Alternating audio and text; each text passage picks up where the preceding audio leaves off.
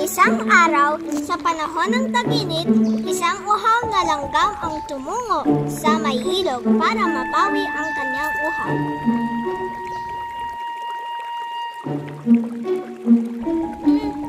Uhaw na ako. Buti na lang narito na ako sa ilog. Dapat makababa na ako para makainom. Ngunit, nadulas si langgam sa ilog. Tulong! Naku po! Tulungan niyo ako! Tulong! Natatangay na ako ng tubig. Ang bilis ng agos. Tulungan niyo ako! Nakita ng kalapati ang langgam. Hala, nasa panganib si langgam. Tulong! Parang awa niyo na. Tulungan niyo ako! Tulong! Inisip niyang mabuti ang dapat niyang gawin at maitulong. Kaya naman, hinulog niya ang mga dahon mula sa puno. Hayun! Tulong! Tulong! Kaibigang langgam, umakyat ka sa dahong iyan. Bilisan mo! Ligtas na nakaakyat ang langgam sa dahon. Maya-maya, isang mangangaso ang dumating at nakita niya ang kalapati. Di niya alam na nandito lang ako sa likod niya. Ano kayang pwedeng gawin para makuha ko na siya na walang kahirap-hirap? Nagpunta na ang mga aso sa bandang ilog. Nakita siya ng langgam na nagtatago sa likod ng puno na tila ba naghahanda na panain ang kawawang kalapati. Naku po, ang kaibigan kong kalapati ay nasa panganib. Dapat ay may ligtas ko siya.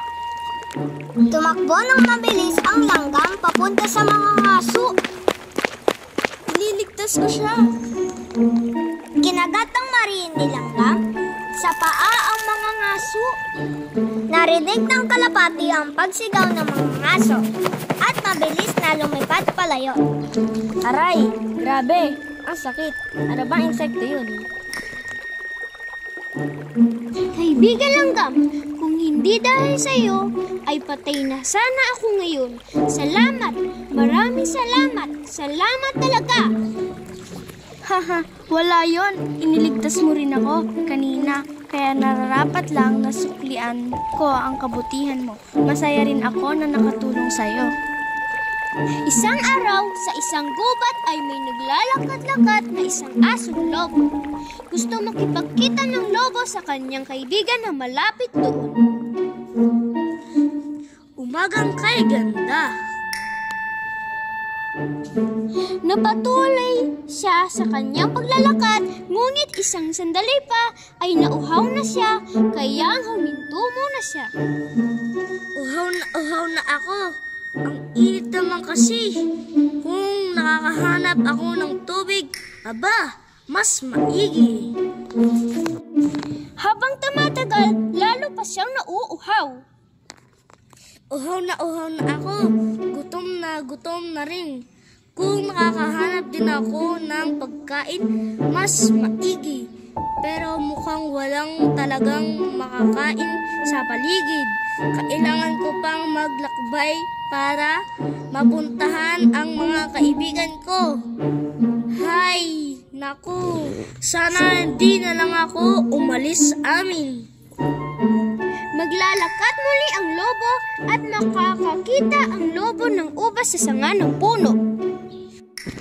Hay, yum, masarap siguro yan. Wala ba akong nakikita na kasing katakam-takam na ubas gaya niyan?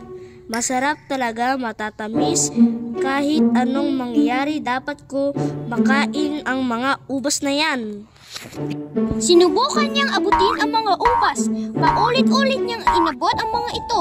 Pero hindi niya talaga kinayang maabot, masyadong mataas ang mga sanga kung nasaan mang mga ito. Sa tingin ko, hindi naman talaga masarap ang mga ubas na yan. Siguro hanggang pangarap lang ito. Pero hindi ko na ulit aabutin ang mga ubas. Hindi masarap ito.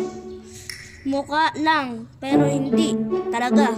Alam ko yun, alam ko yun. Iniiwasan na niya ang mga ubas pero naiisip niya pa din ang mga ito.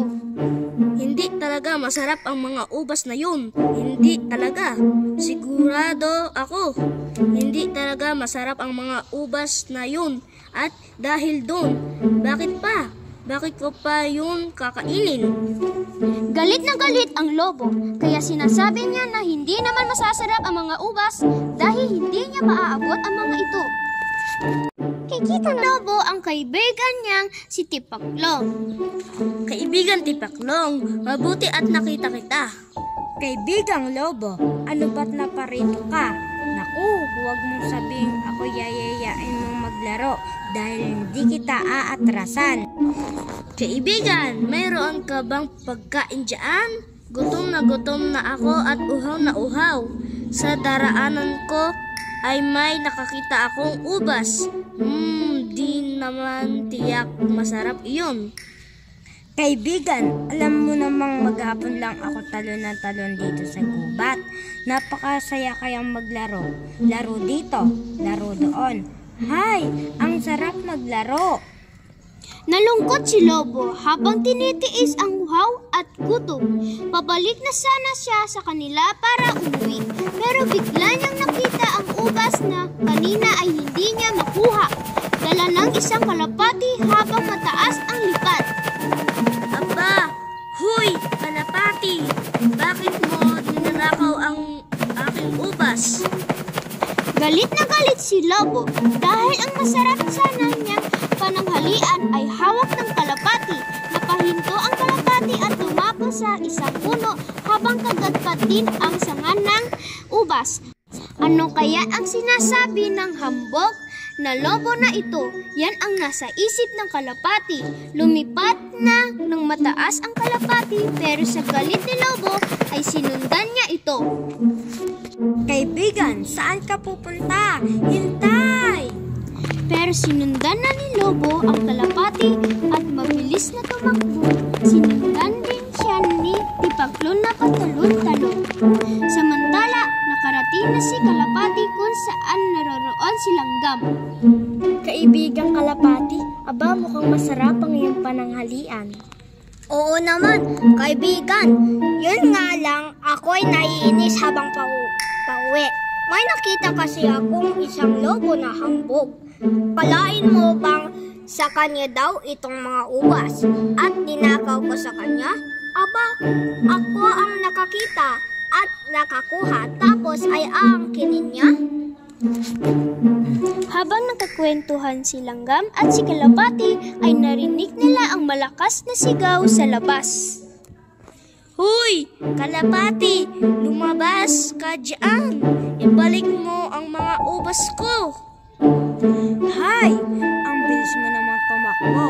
Oh, kaibigang Langgam, nagtatrabaho ka na naman. Kilala mo ba sila, kaibigan Tipaklong? Ano bang sinasabi mo, hambog na lobo ka?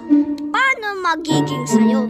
Nung kunin ko ito ay walang kahit sino sa paligid. Isa pa, ako ang nakakakuha nito. Ako ang una nakakita. Hindi ko lang maabot dahil wala akong pakpak gaya mo, kaya mumalis muna ako.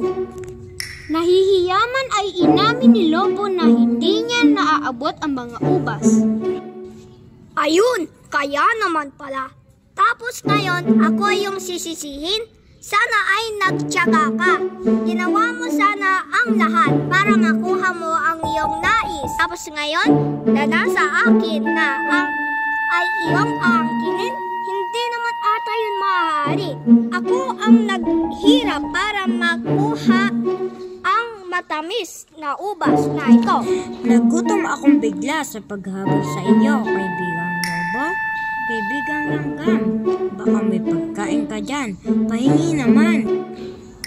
Hindi ba sabi ko naman sa'yo, kaibigang tipaklong, ikaw ay mag-imbak? Hindi ka ba napapagod sa ginagawa mo? Gaya ngayon, apura ang takbo mo, puro ka laro. Siyempre, hindi. Bakit ako mapapagod? Ang gusto ko lang ay magsaya, umawit, at maglaro.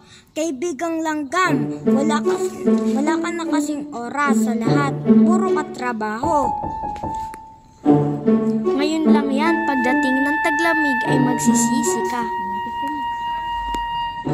Taglamig? Ang taas ng sikat ng araw. Nagbibiro ka ba, kaibigang langgam? Parehas kayong magkaibigan, hambog na lobo at tipaklong na mahilig sa pagtalon-talon. Pag kailangan ng pagkain ay manghingi at hindi pahihirapan ang kakainin. Darating ang araw na kayo ay magigising sa iyong mga gawain. Darating ang panahon na kakalam ang iyong sikmura dahil sa iyong katamaran. Dapat isipin ninyo ang taglamig. Bahala kayo, baka wala kayong makain yan. Basta, ibalik mo ang ubas ko. Magnanakaw na kalapati. Trabaho, trabaho, trabaho.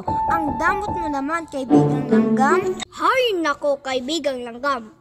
Tara na nga at mag-imbak ng pagkain. Iwan na natin ang dalawang iyan. At dumating na nga ang taglamig. Ang buong paligid ay nagsimula ng mabalot ng niyembe. Dapat ay nakinig ako sa langgam na iyon. Ubod ng lamig. Hindi ako makapaglaro.